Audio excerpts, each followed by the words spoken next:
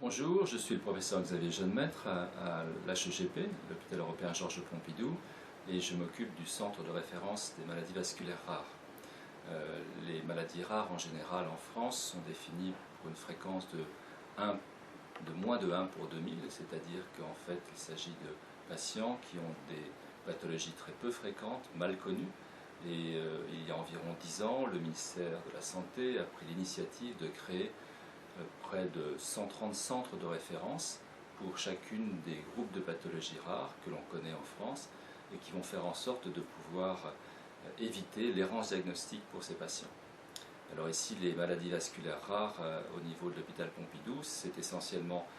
des pathologies irritables comme le syndrome d'Ehlers dans l'os vasculaire ou la dysplasie fibromusculaire, et des pathologies qui ne sont pas spécialement irritables mais qui sont très rares aussi, comme la maladie de Burger ou la maladie de Takayasu. Et les médecins ici prennent en charge à la fois la partie médicale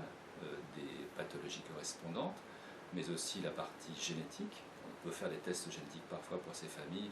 et donner un conseil génétique important pour eux-mêmes. Ensuite, pouvoir les prendre en charge en continu avec leur médecin traitant, avec leur médecin spécialiste, de façon à assurer le meilleur suivi. Voilà à peu près l'organisation, en sachant que les centres de référence eux-mêmes peuvent être reliés à ce qu'on appelle des filières de soins vasculaires en ce qui nous concerne,